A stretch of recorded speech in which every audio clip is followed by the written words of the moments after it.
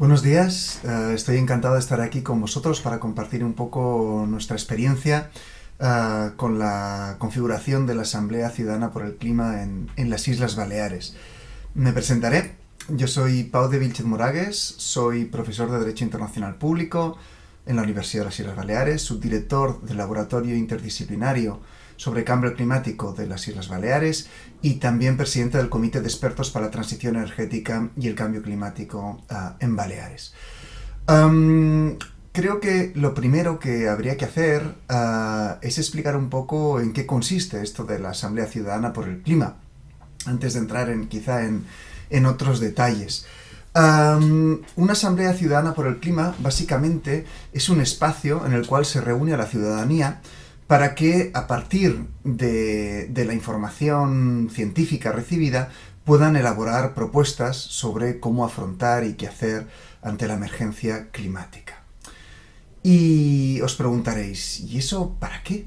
¿Es realmente necesario hacer una asamblea climática? ¿No hay un gobierno, no hay universidades, no hay un panel intergubernamental sobre cambio climático y un convenio de Naciones Unidas sobre cambio climático? ¿Para qué? Claro, para responder a esta pregunta es imprescindible explicar en qué situación nos encontramos. Muchas y muchos de vosotros habréis oído hablar del cambio climático y sabréis que es un problema grave. Pero, ¿cuán grave es? Y sobre todo, ¿cuánto tiempo tenemos para hacerle frente? ¿Y qué deberíamos hacer para hacerle frente? Pues bien, la situación es bastante grave, bastante delicada, sobre todo porque hemos perdido mucho tiempo. Ya desde los años 50 se sabía que la concentración de gases de efecto invernadero provocaría un aumento de la temperatura global. Y a partir de los años 70 se tenía ya la certeza de que estábamos yendo por muy mal camino. Pero en lugar de tomar las decisiones adecuadas, el mundo occidental decidió seguir apostando por los combustibles fósiles, por el petróleo, por el gas, por el carbón, porque era una manera muy barata y muy fácil de generar energía y sobre todo porque generaba pingües beneficios para empresas muy poderosas que tenían conexiones también muy poderosas con la mayoría de gobiernos. Hubo intentos en ese momento de apostar por otras energías alternativas, pero desgraciadamente elecciones en Estados Unidos y en otros países hicieron imposible que eso prosperara y hicieron que se siguiera con una senda de emisiones completamente ilógica y suicida. Si en el año 2000 nos hubiéramos puesto seriamente a reducir nuestras emisiones para limitar el calentamiento global, las reducciones que tendríamos que haber ido haciendo hubieran sido muy paulatinas, muy suaves, y hubiéramos tenido tiempo, bastante tiempo, para ir adaptándonos como sociedad a los cambios que necesariamente tendríamos que llevar a cabo para afrontar esa reducción en emisiones. Porque no nos engañemos, para reducir las emisiones no basta simplemente en generar nuestra electricidad con renovables, sino que es imprescindible un cambio profundo en la manera que tenemos de hacer las cosas. Y os doy un par de cifras simplemente para que os quede claro. A día de hoy, el ciudadano medio europeo emite alrededor de 8 toneladas de CO2 al año. 8. Para situarnos en una senda de reducción de emisiones que nos permita limitar el aumento de la temperatura global a 1,5 grados, y es realmente el objetivo que nos tendríamos que fijar, porque más allá las consecuencias serán terribles y catastróficas, pues para eso necesitamos reducir nuestras emisiones a nivel individual a entre 3 y 4 toneladas de CO2 en 2030. ¿Qué quiere decir eso? Quiere decir que en 10 años, en poco menos de 10 años, tenemos que reducir a la mitad nuestras emisiones. Pasar de 8 a entre 3 y 4. Pero es que en 2050 las emisiones per cápita en Europa, para ser coherentes con la lucha contra el cambio climático y para evitar ese futuro catastrófico, tendrían que ser de 0,7 toneladas al año. Es decir, tenemos que pasar de 8 a 0,7. Eso quiere decir que tenemos que reducir por 10 nuestras emisiones actuales. Y eso no se hace simplemente poniendo algunos paneles fotovoltaicos o poniendo algunos molinos de viento, Eso no se hace solo poniendo algunos coches eléctricos. Para eso hace falta una transformación global muy importante de la forma que tenemos de hacer las cosas, de nuestro sistema económico, del hecho de que consumimos y tiramos cosas sin parar, de nuestra manera de desplazarnos, del hecho de contar constantemente con vehículos individuales de desplazamiento que generan unas emisiones brutales y que requieren un volumen de energía también enorme, pasar a movernos en las ciudades, a pie, en bicicleta o en transporte público, entre las ciudades, con transporte público, tren, autobús, etc. Evidentemente hay que cambiar la forma que tenemos de producir y consumir, es decir, empezar a producir localmente y dejar de consumir tanto de fuera, y también evidentemente reducir el propio nivel de consumo y ser conscientes de aquello que realmente necesitamos y aquello que no son más que accesorios que nos intentan vender a través de la publicidad constante, porque el sistema económico actual está basado única y exclusivamente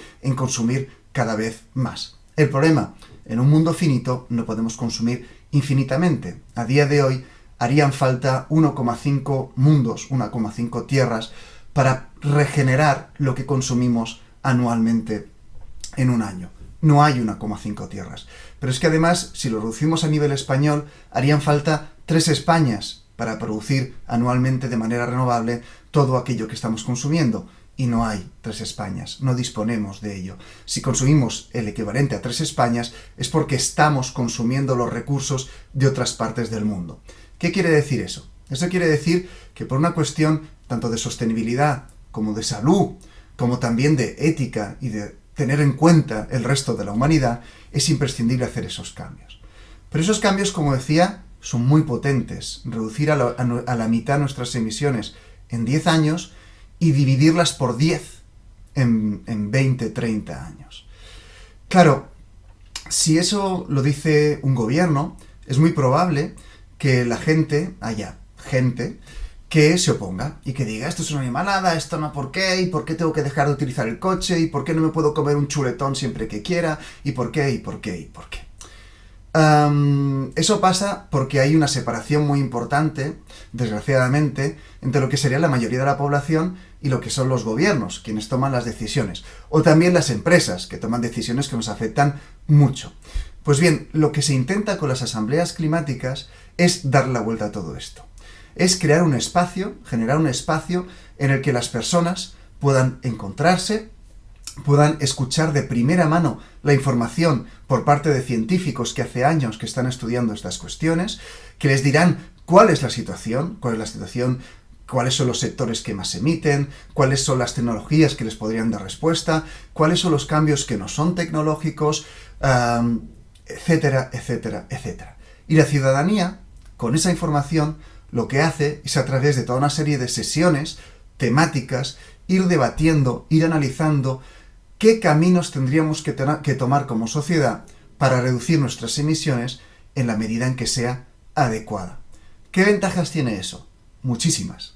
Para empezar, es el significado de la verdadera democracia, es decir, que son las personas afectadas las que deciden sobre aquellas cuestiones que les afectan directamente.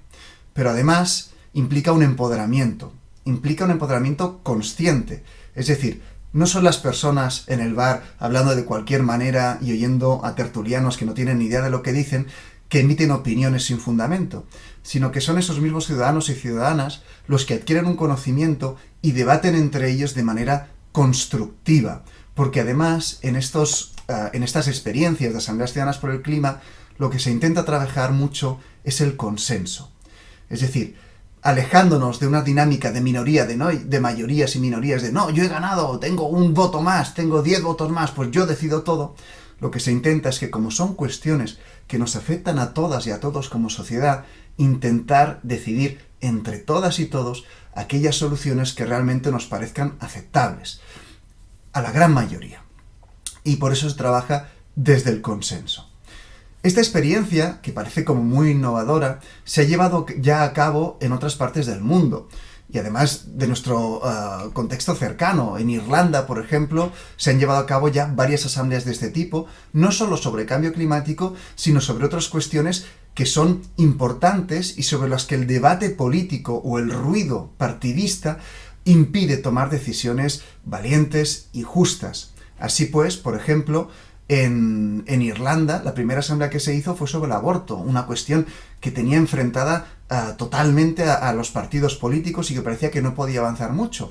Pues bien, se generó ese espacio de deliberación informada de la ciudadanía y se llegó a proponer una reforma de la Constitución con un referéndum que se aprobó, y hoy en día el aborto, por ejemplo, es legal en Irlanda, a través de un proceso en el que participaron directamente los ciudadanos y las ciudadanas, y que por eso ahora, a día de hoy, genera mucho más consenso. Se hizo después con el cambio climático, se ha hecho también en cambio climático en el Reino Unido, en Francia, en Alemania, se ha hecho a nivel regional también, por ejemplo en Escocia, en Gales, en Occitania, en Francia, y a nosotros, en Baleares, encontrábamos que era imprescindible hacer un ejercicio similar.